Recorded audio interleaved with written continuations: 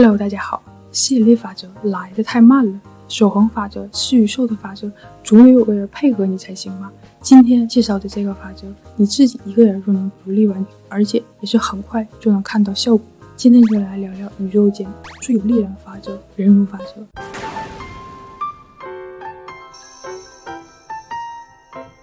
我们家的家教里、家训里是没有忍辱这个词儿的，这个词儿会被窝囊给替换。我如果被发现了有这种行为，或者上学小朋友欺负我，我被打回去，回家我是要再被打一遍的。有一句话不是这么说吗？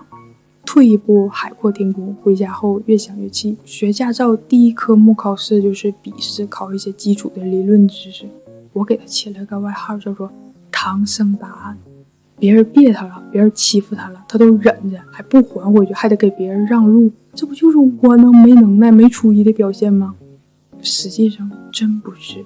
当我明白了这个法则，就像拆礼物一样，每一次打开都有惊喜。我们聊这些法则，我分享我的一些做法，其实每一个法则它都有好多用法，但我的智慧毕竟有限，希望可以做到抛砖引玉，引出你更多的想法分享出来。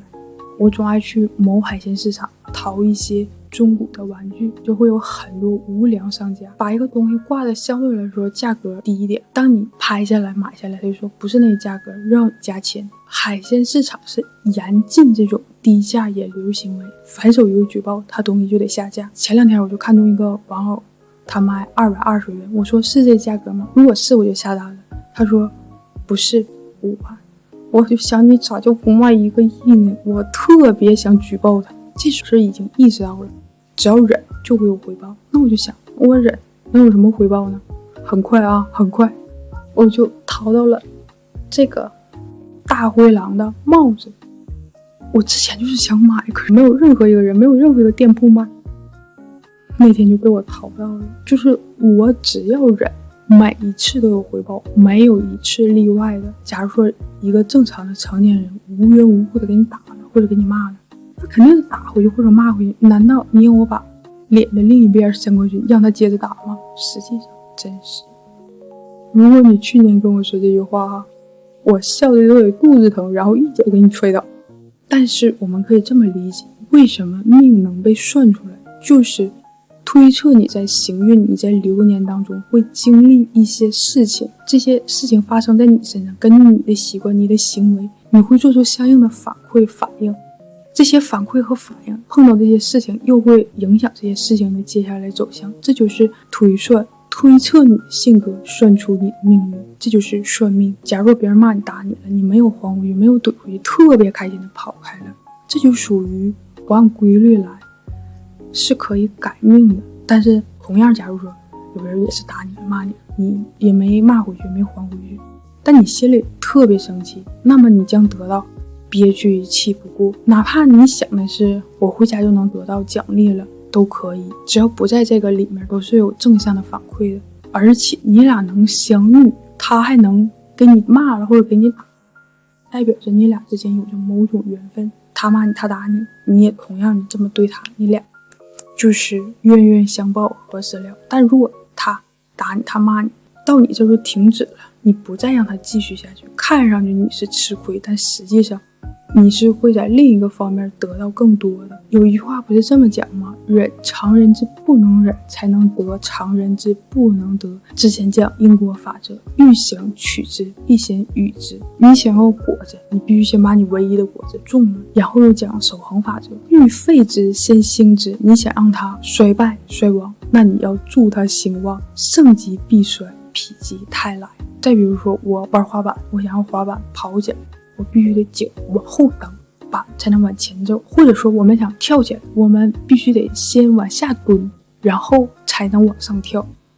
做事情都要反着做，才能有正向的结果，因为我们在颠倒的世界。再比如发生了一件特别开心的事情，或者是你期待已久的事情终于有了成果，你特别开心，特别想分享出去跟别人显摆一下，但你没那么做，你将会得到一种你看不见的回报，或者就是让你开心的时间更长，让你顺利的时间更长。这种是很难感受得到的，因为你本身就在那种开心的情绪当中，你是不会意识到。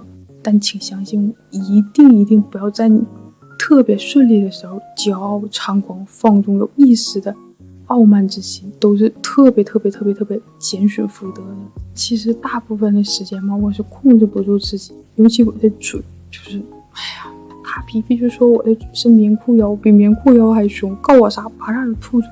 其实他不知道，我老后悔那么说了。话也不是让你不说，你可以现在说，你也可以选择在最合适的时间说这句话。你在最合适的时间说这句话，这句话就叫做王炸，就叫做憋大招。注意就是这个憋着，憋住了，然后啪嚓一个大招甩，比碎叨叨说强10000倍。你再看啊，厉害的人，有能耐的人，能耐住的人就是有能耐的人。其实你能忍住是一种智慧，智慧低就有很多事情是没见过不知道，没有包容性，所以就不能理解，就很生气。有智慧是允许事物是有多样性的，还专门为这个忍耐有个成语叫做卧薪尝胆。其实根本就不是卧薪尝胆，是卧薪尝死。勾践嘛，当时也是非常嚣张，刚给人爹干死了，然后又要去打人家儿子，那是杀父之仇啊！吴国都拼了命的跟他干，然后勾践就输了，被抓过去当奴隶去了，喂马什么的，他就睡草堆，然后每天舔苦胆，让自己不要忘了被人奴役之辱。后来呢，绑他那吴国的大王夫差就生病了，他是托人找关系去尝人家夫差的粑粑，舔完了之后跑那儿跟夫差说，大王你的病马上就要好了，刚才你的屎我尝了，味儿特别正。夫差一看，哎呀这么乖巧听话，那行你回去吧。然后他回去他就接一帮人给夫差给干死，就是逆的越狠回报越大。我就想这不能是我自己瞎想的吧，可是我每一次忍住了都有惊喜呀。你说巧不巧，最近我看的书就讲这事儿，金刚经里的忍辱般若蜜，金刚经的智慧都是特别深的。那意思，你忍到不觉得自己在忍，那才是最厉害。你有一丝一毫觉得你在忍，那你都不成功。佛法当中的6度，渡到彼岸，就包括忍辱，不止佛教，犹太教主要的核心就是忍耐。塔木德说，忍耐是一个人最重要的品质。基督教加拉太书说，忍耐是圣灵的果实，果实嘛，不都得等待吗？伊斯兰教说，真主和有耐心的人来一轮。从心理学的角度说，就是延迟满足。最著名的实验就是棉花糖实验，找了一群4岁小孩，前面放一个棉花糖，跟小孩说，如果你现在吃只能吃到1个棉花糖，但如果你等实验人员回来再给你取一个棉花糖，你就可以吃到2个棉花糖。有的小孩上来就没忍住，夸嚓给吃了，或者是实验人员走了之后他没忍住给吃了，那样就只能吃到1个。成功的等到实验人员回来的就吃到2个棉花糖，又继续跟踪这些小孩。长大之后呢，能吃到2个棉花糖的小孩情绪都会更稳定，生活的都会更好，混的也更好，赚钱也更多。总之老天就是特别偏爱能忍耐的人。我们在这个娑婆的世界，很多事情都是不完美的，生老病死，贪嗔痴慢疑，有几件事是真正符合心意的呢？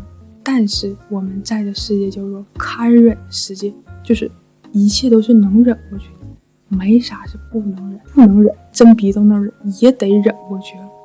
无非就是你开开心心的忍和你哭着喊着的忍，那还不如开开心心的忍呢，至少还能得到奖励。